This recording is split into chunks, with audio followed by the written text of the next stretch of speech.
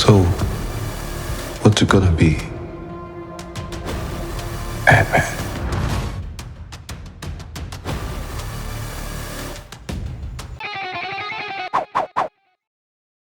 You bring on the weird here. Well, what was the blueprint for that? And going to these outrageously wild and inventive places for you? Well, we knew in this third Ant-Man movie we wanted to do something different, and we really wanted to make something weird and epic and really create the entire quantum realm. You know, we've dipped our toe in it in the first couple of movies, but we really haven't been down there. We haven't taken the audience down there, and we also have not really dealt with what Michelle Pfeiffer's character, Janet Van Dyne, was doing down there for 30 years. So that's something we felt like we owed the audience, right? We wanted to tell that story. And it also felt like the perfect venue to introduce Kang the Conqueror. But like, we knew that place, it's a subatomic world. We knew that it wanted to be weird, first and foremost, but also to draw from all these things I loved as a kid and as an adult. And it's everything from like, there's a dash of Wizard of Oz, there's a little dash of Flash Gordon, and there's some Heavy Metal Magazine in there, there's some Mobius, like, you know, all these sort of different design elements, and make it as whacked out as possible. And a little dash of Hitchhiker's Guide to the Galaxy, too. Yeah, I could see that. I mean, there's Star Wars there, too. There's Yeah. a lot of... Did you base any of it on any of the earlier comics, or what from... Because I know MODOK, Yeah. right? Yeah. I don't want to spoil too much how you did that, but how much of the comics did you first follow a certain storyline, or what was the... There wasn't a specific storyline, but you know, the microverse in the comic books was a big deal in some of the early Avengers and also Fantastic Four comics. So the idea of it, you know, is rooted in the comics.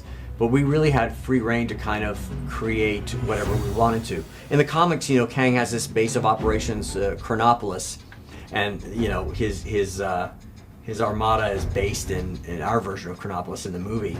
And basically the idea is this Kang has this, in the comics, this 31st century technology, right? So he's a brilliant scientist, and he's designed and built all this stuff. And we like the idea of telling the story down there as he's subjugated the people of the quantum realm. You know, he's driven them out of their homeland and built this, you know, this insane mechanized war machine there. That was exciting, right? To plop Ant-Man and the Wasp and our characters in the middle of this war that's happening down there. Yeah, I particularly liked what you did with Michelle Pfeiffer's character here. I think it was nice to see, you know, like you said, it was nice to see what she went through, and what a hell of a performance she gives here. I think Michelle's terrific in the movie, and you know, we in the last movie, in Ant-Man and the Wasp, they rescue Janet toward the end of the movie, and we get to spend time with her, and she's great, but there were a lot of unanswered questions, and it felt like I want to see her in her prime. You know, we deliberately introduced her in this movie in a very domestic context. She's serving pizza to the family, and it seems like everything's great, but like, oh really, that's what this hero is doing now? And as they're thrust down into the quantum realm, you start to see her sort of come back to life, right? She's in her environment. She spent 30 years down there. She's got the place wired, and she's making deals and getting rides and drink this ooze. She knows all the customs and things down there. And you know, Hank and Hope are shocked. Mom has never shared this part of her life with us, and this had been Hope's ultimate dream. I'm gonna rescue my mom and catch up and make up for lost time, and maybe Janet can't really bring herself to share that part of her life yet, but now they're confronted with it. That seemed like a good family story to tell. Well, there's a very beautiful family story here. There's also a wonderful father-daughter element to that. You brought in Catherine Newton, who was excellent in Freaky, terrific here. How did you know she was the right to play her at this age and come in to play the role? You know, that Scott-Cassie dynamic is really the spine of the Ant-Man movies, and this one needed to progress that, right? She's 18 in this movie because of the events of Endgame. Yeah. And Abby Ryder-Fortson, who plays the young Cassie in the first two Ant-Man movies, obviously she was too young to do the role, but she has such a winning quality. I needed someone who had that winning quality. Like, Catherine was really it. I'd seen pretty much everything she'd done. And she's an amazing dramatic and comedic actress, and I had a sense that she would be able to hang with Paul Rudd. Yeah. Because their half of the movie is really, it's them together, right? And I had to have someone who could play off of him, and they could feed each other's energy. And I was pleased to find out that that was the case. I also needed someone athletic in that role. Catherine is like she's like a world-class golfer. I don't know if you know this, but she's incredible, like really incredible. And she had the physicality because she had to run and jump and flip, and she did all that stuff. She was fantastic. Well, speaking of fantastic, Jonathan Majors. Oh man! Wow. Well, don't get me started on Jonathan. Please do. Jonathan is he is Kang the Conqueror, and like I had seen everything Jonathan had done. He was a guy I was like, I want to work with that guy because that guy is exceptional. So to be able to bring him into this movie and put that Jonathan energy up against Paul Rudd, you know, when we started rehearsing and then shooting those scenes, I think that prison scene where Kang comes in and Scott and Cassie are in their cells, that was the first thing that Jonathan and Paul shot together. And the energy in that thing and the difference of those two energies, I really was like, okay, we have a movie now because this is exciting. I'm on pins and needles and I know what's going to happen, right? He was commanding.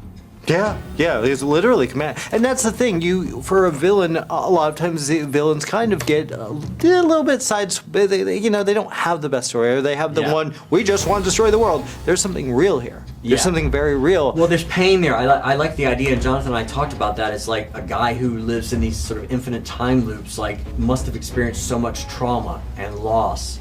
And we live in a straight line, we're able to form attachments and connections in our life. What if this guy can't really, because it's not worth it, because he's going to keep on living or whatever, and they're going to be gone? And what if the closest attachment he ever had was his time down there with Janet Van Dyne? Yeah. They're working at a common purpose of trying to get out, and then she finds out his true nature and feels betrayed by him, and then he feels betrayed by her. The hurt there, we like the idea that he carries that with him. He's kind of a broken man. That excited us too, because it gave this character depth. Oh, a huge depth. I mean, and it feels like, especially, and obviously I don't want to spoil anything, but there's a lot of ground to cover in the future with this. Absolutely, yeah. No, there's a lot more story to tell there. Yeah, I'm excited to see where you go with this, and how if you continue with this. What looking back on, what are you most happy that you got in this film?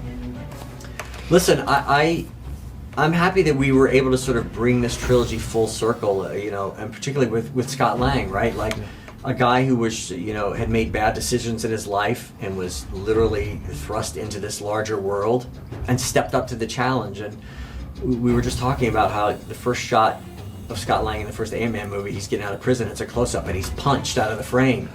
And you get to the culmination of this movie and there's some punching going on, but in a very different context. But the idea that he's resilient, no matter how many times Scott Lang gets knocked down, he's going to get back up, and I love that about that character.